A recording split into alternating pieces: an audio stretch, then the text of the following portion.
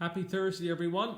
Hope you're all doing well and enjoying the spring weather. So, tonight just moving this around. Tonight I've chosen a topic that a lot of people have asked me to discuss. And before I get into that,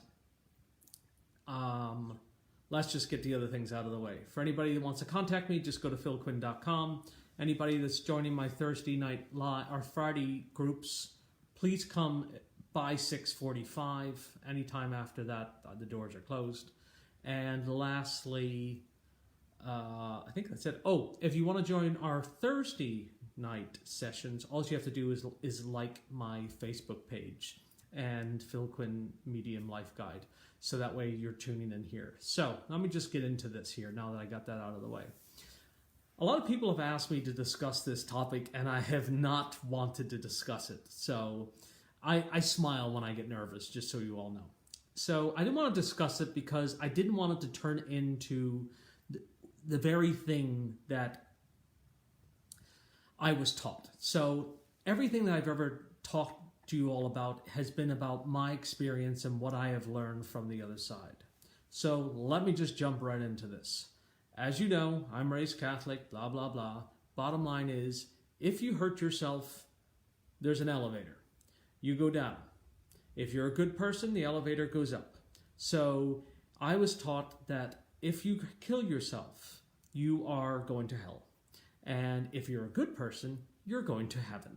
So time goes on, my gift develops, and as that happens, I have met many, many souls that have exited from this planet for a variety of reasons. My main purpose of doing this tonight is not for the souls that have transitioned on, but it's for the people that are left here heartbroken and don't know what to do with the pain that's here. Because here's how this process works, and let me just walk you all through this journey. When you're an outsider, and you hear that someone has lost a loved one due to suicide, there's an immediate judgment that you were not a good enough parent, that you weren't a good enough sibling, that you weren't a good enough friend, that you didn't see something, they didn't do something. There's secrets in that house over there. Now let me tell you what actually happens. The individual is private in their actions. They're quiet in what they're trying to do. They don't want anyone to know, so they're not going to make a fuss about this. They're very clever about their passing because they try to keep everything organized. Just bear with me here. So that is the person who has decided, I no longer want to be here on this planet. I can't take this pain anymore for whatever they are that are going through. Now, I want you to put yourself in their shoes. Anyone that has suffered a loss, a true loss, the most logical thing that you want to experience is death, because you don't want to feel anymore. The pain is so excruciating that you would rather be dead than take your next breath.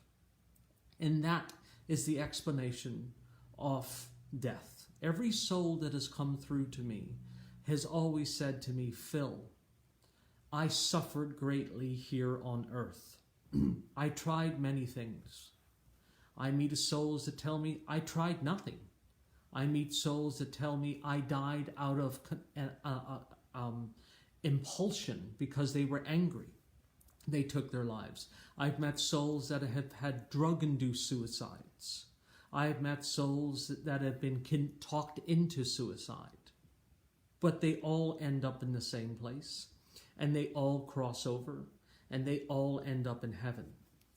But what happens is families don't want to talk about it because there's so much shame associated with it that I could have saved blank. I should have known better. I should have been there for them.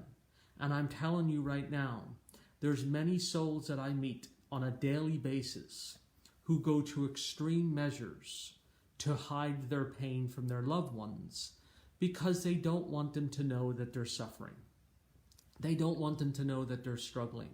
Secondly, they don't want to think that they're going to be locked up if they come in there and say, hey, I feel suicidal. So there's a fear that they're going to be put away. There's a fear that they're going to be put on medication. And I say they, it means anybody that has gotten to a point in their life where depression has taken over and makes them feel like they don't want to live anymore. There's many, many reasons that go on there. But for the survivors, for the people that are living here, it's also important that you discuss this and not be afraid to share this, because this is something that will consume you. And the readings that I have for people, the question always is, how could I not have seen this? That's actually their second thing. Their first thing is, I can't get the image out of my head. And because whoever finds the individual is tormented by that image. So, and then the second thing is, how could I not have seen this? My kid was a straight A student, had tons of friends, had a girlfriend, a boyfriend, was loved. How could this possibly have happened? And underneath the surface, there's something going on. There was a storm brewing that a lot of us don't know about. So if you leave the soul where they are and you understand that, now you have to come over to this end of it and say, I couldn't have done anything about this because I didn't know the person was in need of help. And now someone's going to say to me, what if you tried to intervene and the person still followed through with it anyway? Was it contractual? Was it part of who they are and what they were? And every soul that I know passes over tells me, look, I knew what I was leaving behind, but every soul that's passed over has said to me, oh shit. And I mean that. Not one has ever crossed over and said, oh, this was a good idea. They've always said to me, I could have dealt with this in a different way. They could have said, always said to me, I should have done something differently or tried something differently.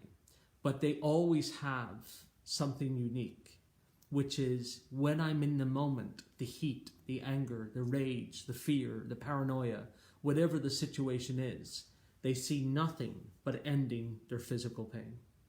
And now, as a survivor, and the families who survive this, they have to realize that there's nothing that you can do to stop someone. Even if you institutionalize somebody, if they were hell-bent on doing it, it is going to happen. But I can tell you on a soul journey and on a soul level, when the souls cross over, they look back and they see all the trauma that's left behind. They see everything that's going on here. So they see that you're grieving, they see that you're mourning. It's not like they're over there and they're having this fabulous time while you're here dealing with whatever was left behind. So this is a subject that people don't talk about and say what goes on behind closed doors. Because when someone is in psychosis, or if somebody has a mental illness, or if somebody is struggling with alcoholism or drug addiction or whatever it is, we try to hide it as much as possible because you don't want to be labeled, that's my crazy kid, or that's my crazy spouse, or that's my crazy friend, because it's a word that everyone tries to avoid. No one wakes up, people, and says, well, today I'm going to try this. It doesn't happen that way. It's a very slow, insidious growth that happens. And often over time, it's nurtured by insecurities, and it grows and it grows and it grows. And if the individual isn't communicating, if the individual isn't sharing, then they're going to be in a whole lot of trouble. And when that person's in trouble, you're not going to see it. So you're not. And I've met people from ages 7 years old, all the way up into their 60s that have passed due to their own hand. And what I'm here to tell you all is there is a better way. And secondly, you can talk about this. There's something else. And there's another thing that happens to me that I often get. Phil, my significant other is not discussing the death of their loved one who died due to suicide.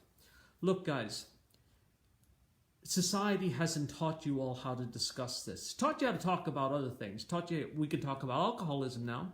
We can talk about drug addiction now. We talk about rehabs. We can talk about being gay now. But no one wants to talk about suicide right now because, again, that only happens to those type of people. That certainly doesn't happen to me. I assure you, It does not pick those side of people. There's not another side of the tracks with this. This happens to so many people in so many lives, but they're so afraid to discuss it because they feel shamed. And I'm here to tell you, there's nothing to feel shame about. Nothing whatsoever. Is that this you are living part of this. This is part of your journey, but there's nothing we did to contribute to this. I see Jasper has a question. Go ahead, honey. So Susan wants to know, oh wait, hold on, I'm sorry. Actually, Valerie wants to know, how far away is heaven, Phil? My brother committed suicide. So how far away is heaven? It's a great question. So it's actually not far away at all. It's just a different dimension. So the other side is very close to you. And that's why you're able to... Did you ever hear that high-pitched ring in your ear all of a sudden? That's just them entering in from the other side. So our two dimensions overlap each other. And that's why it's easy for them to cross back and forth and continue to communicate with us. Go ahead, honey. So Annette wants to know, when a person passes, do they really watch over you? So when your family passes over, and when somebody passes due to this illness and due to this disease, so do they still try to help? Absolutely. When you lose a family member due to suicide, they cross over and immediately their reaction is, what do I do? They go into go mode. What do I do in order to reach out to my family? How do I let them know that I've survived? How do I let them know that I'm okay? How do I let them know that this was impulsive, or that this was planned, or this was not planned? How do I let them know that everything's going to be all right? So what they do is they start pulling from energy sources, the souls. And the souls that they start, energy sources, televisions, microwaves, cell phones, and that's where you get the fluttering in this. And then what they try to do is manifest things to show you that they're there. Why it's moving an object, why it's leaving something, why you smell them, why whatever it is. But they often need an energy source in order to do that. Go ahead, babe.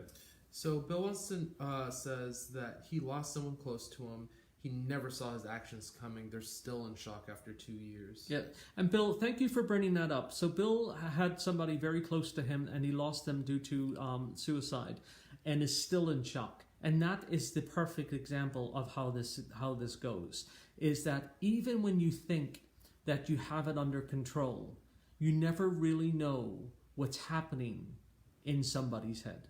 Because an individual can smile, but behind them is severe pain. Psychological pain, these souls tell me about. Phil, it was a torturous day in, day out, couldn't get out of bed, or even if I had to get out of bed, I just couldn't take it any longer. It was just, and there was no help. Now everybody can jump in and say, oh, you can go on medicine, this and that. There are people that are afraid to do these things. There's people, when you're in your state of paranoia, and when you're in your state of resistance, people don't want help. So that's why we always approach somebody who's feeling depressed very gently and very slowly. We don't just say, get to the doctor, do this or do that, because it frightens them. That's exactly what their head's telling them. So in this process, before the person has passed, the voice inside them is telling them to do all kinds of things. And meanwhile, you're sitting across dinner with them smiling, and you've no idea what's going on inside their head. And then the next phone call you get that your loved one has passed, and you keep going back to the last minute that you were with them. You're like, I don't understand. We just had dinner together. We just celebrated that individual's birthday.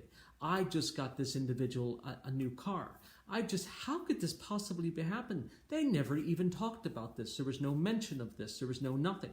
So, and it's mind-blowing. But as a family member, we keep going back to the moment that they were here. And we don't do that. I see a hand. Go ahead, Jasper. So Rose says, hi, Phil. I lost my son, and he was only 14 years old when he shot himself. We still don't know why my son was bullied, and we know that he never told anyone. He always said he was okay. And I come home one night, and my baby's gone. Yeah. I can't move on without my son. Right. So I don't know if you all heard that, but it's she lost her child, and he was bullied, and he shot himself. And we're not exactly sure the circumstances of this. And as a mother, I can listen to me. So here's how this works for me. I have to see how the person dies. That's the only way I can validate how they went. So I get to see all the gore also. But I'm so used to it. It's kind of like a detective or whatever. But as a parent, when you walk in there and you find your loved one dead of a normal condition, it's horrifying. When you find your child who has hurt themselves, it is paralyzing.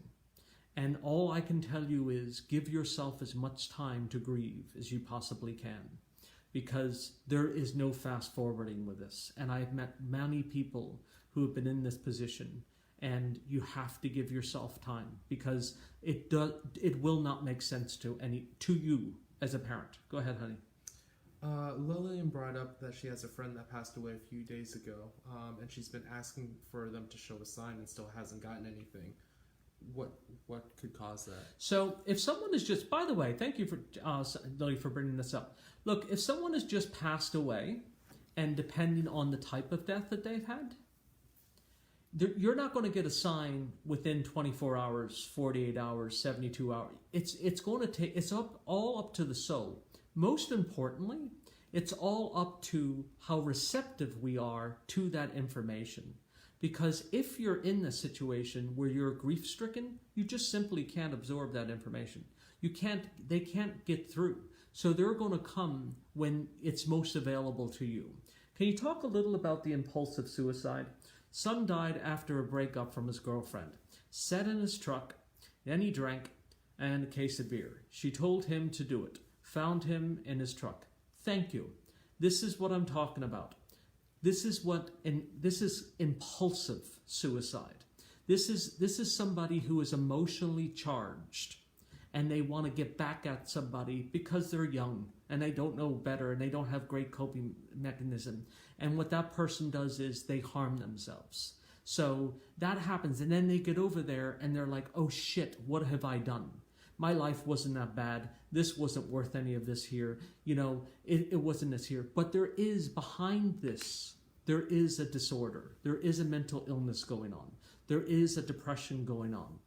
So, and that's what the parent has to understand, or the family member has to understand. Not everything is going well in the individual's life. So, and before they got there, that was the most reasonable way for them to handle that. So it happens quite a bit, and you'd be amazed how much it happens. Go ahead, honey. So Bill wants to know, do people who go through this sometimes decide to come back to Earth and try again? Yes, so here's the thing, and this is the other thing that I've learned from these souls. Again, as much as you all want to believe it, as much as anybody wants to apply it, so there's not a punishment. What happens is your contract is cut short. So I didn't get to complete my contract. Let's say I didn't get to go through, steps 1 through 5. I only got to go through 1 through 2. So when you get over there, you're going to be like, oh, I have 3 more steps I need to complete, so I have to come back. So yes, the souls do come back, but they don't reincarnate until everyone in the family member comes over, and then they see each other. So, but again, I want this to be an opportunity where people are not afraid to discuss how their family member died, because there's nothing to be embarrassed about. This is something that was out of your control. Go ahead, hon. Eric wants to know, what about the people that threaten it all the time? Suicide. Do we worry equally about them?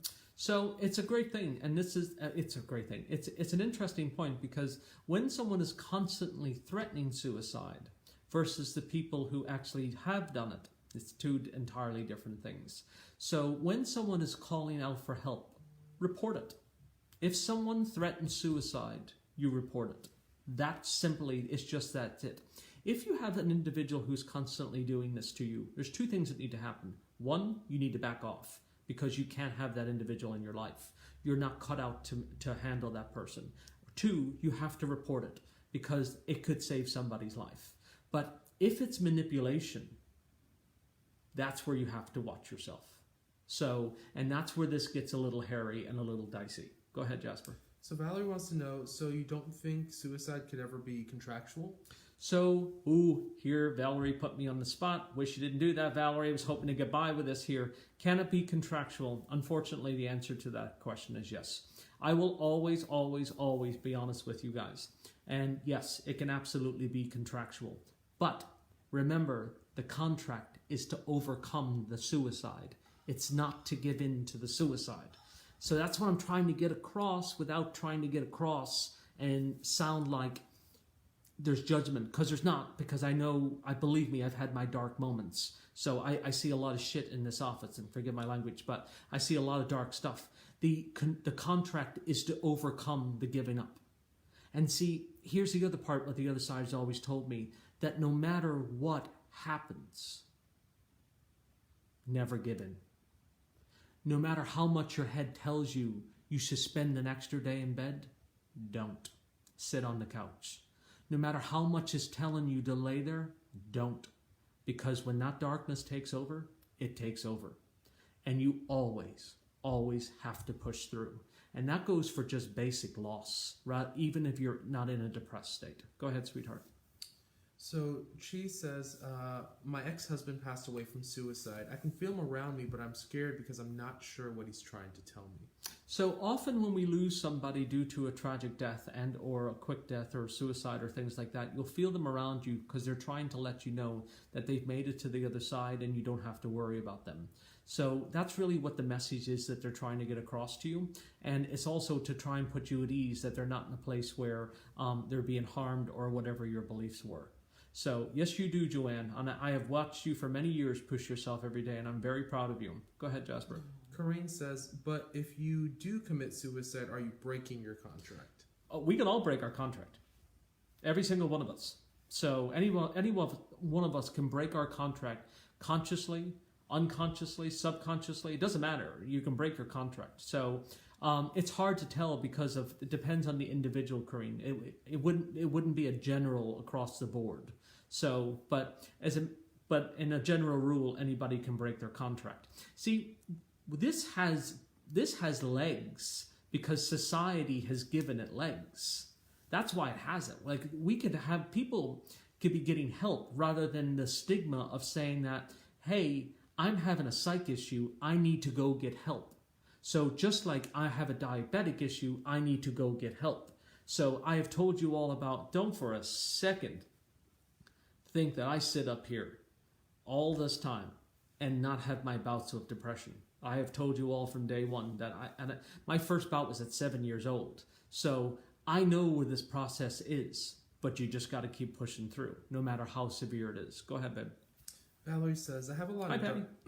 Valerie says, I have a lot of dark stuff in my brain and heart, missing my husband. I'm making myself live, but I really don't want to.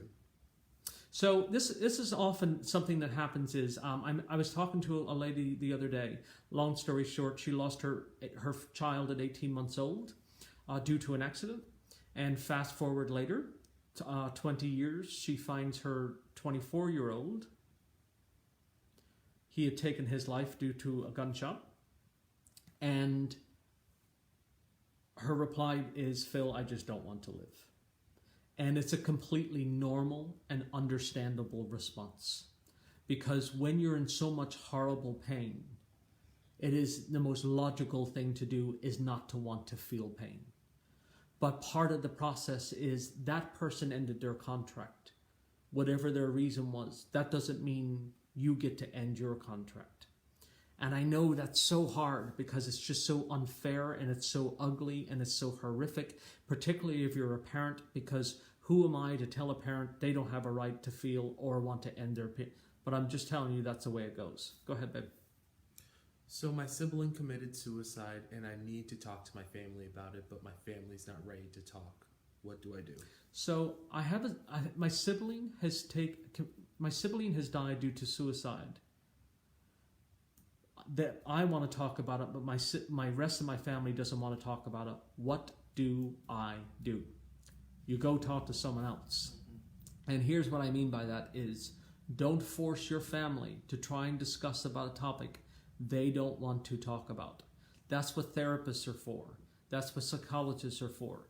Don't go pushing people because you're going to trigger trauma. So everybody grieves differently. And I truly mean that. People do not grieve the same. Some people can accept it. Some people cannot. Some people were close with the individuals. Others weren't. Everybody is entirely different. But what I would suggest to anyone who has had that loss is you go get help yourself, but you don't try to make the other family members talk about it. And often when this happens, families don't discuss it. They actually act like it didn't happen, or they make up another cause of death. Particularly if the person overdosed. If they took a bottle of pills or they did something like that, they'll say they had a heart attack, whatever, because they can hide the death. But that means that the human, the person living behind, is now living with the shame and the grief as if they did something wrong. That means the other side is trying to help you all overcome that. Go ahead, babe. When Susanna wants to know, when a person takes their own life, do they immediately go to the other side, or do they become stuck? So when someone takes their own life, do they become stuck? No. Do they immediately cross to the other side? Depends on the circumstances. So if the soul has people here, because remember, there's a lot of people who don't have family. So if they have no one here to reach out to, then they're going to immediately pass over to the other side. If they've done this out of fear, if they've done this out of anger, if they've done this out of whatever, they're going to stay earthbound for a while. So that way they can communicate with you all to let you know that you're over there. Because their biggest concern is letting you know that they're there. Go ahead. When's the right time to talk to someone who has experienced loss by suicide? Actually, people who have died of suicide talk way faster than souls that have died of long-term illness. And because that soul is exhausted versus the soul who has died suddenly, that goes across the board where accidents or however it may be, but they're so frantic to talk to family members to let them know that they're there. Does God heal this pain? Lindsay, absolutely. But it's a time process. And yes, God heals pain, but the only thing that God does not do is accelerate it. There's no finish line to this. So it really is a horrendous, horrendous journey. Go ahead, sweetheart. Oh, Debbie says, that's the reason why I can't, that's been my reason to explain my husband's death from overdose. I tell people it was a heart attack. Not a complete lie, but he did suffer from heart failure when he overdosed. Yes. And Debbie, thank you for sharing that, because a lot of people are ashamed, like, well, how could you live with a drug addict? Nobody wakes up and waits for that. That just happens in time. So, and then what happens is once the addiction takes place, you're already married, you're already got joint finances, you don't know how to get out of this, blah, blah, blah. And then you're trying to protect children. So if the children are young, you don't want to say anything, but it's very important later on that we share that with our kids, that we're open about that. Our souls sometimes surprised that you can see them. Bill, as a matter of fact, they are. So, and when I see them, they're surprised, because not only can I see them, I talk to them and I can hear them and they can hear me. So there's often a shock factor. And when new souls first come in, they're kind of like bees. They're all over the place. So that's how I can tell if a soul is just recently crossed, because they're trying to get used to my office. That's where I am right now. So they're trying to get used to the sense of the office. So they cut in and out. They jet in and out. And then eventually they ground themselves. I keep seeing the numbers 1111. That's angels. So anytime you see 1111, that is the symbol of angels. So always remember that there. I'm not sure what fours mean. Our fours are also angels, apparently. So I didn't know that. But I'm not very good with numerology. So guys, here's my message before I go here. And I really want to get this across. This is very important to me. Please don't be ashamed of talking about this. Please don't be ashamed of reaching out for help for those who are suffering from depression, or for those who are suffering from feelings of suicidal thoughts. Number one.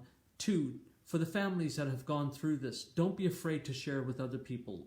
Don't be afraid to share with other people that are going through this. Don't be afraid to share with other people who have kids or spouses that have mental illnesses, that have tried this or whatever, because you don't know how it's going to change and how it's going to impact another person's life. But most importantly, don't feel responsible for this, because there is nothing you can do if you tried everything you could do to keep somebody alive. Nothing.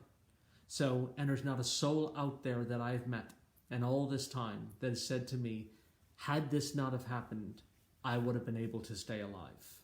So always remember that, and take it easy with yourself, and don't allow anyone to force you into grief. Give yourself permission to go into grief. Give yourself permission to feel what you have to feel. And let me tell you, it is perfectly normal, and the soul does know this, that we are angry when they do this, because it leaves such a mayhem all around us. So they are absolutely frantic to try and make this right. They're absolutely frantic to come in and try and correct this problem, as far as give you guys that. And lastly, this is what I need to say, and I didn't even want to bring it up earlier. Don't get caught up with the why. People get tortured with the why did they do this. Don't worry about the why. Don't worry about the how. Worry about how am I going to get through this. That's it. Because the why is personal to the individual, to the soul. It is unique to them only. It has nothing to do with you as a parent. It has nothing to do with a sibling. It has nothing to do with anyone else. It is strictly unique to the individual. So try to keep that and remind that throughout your healing. So I hope to see you all. I think I'm here next week. I don't think I'm here next week. I'm not sure. But if I'm not, I'll let you all know. I hope this video does help you all. And again, if you need me, just go to philquinn.com. And for anybody else that wants about my Friday nights, I will have new dates coming up soon. Everything is sold out.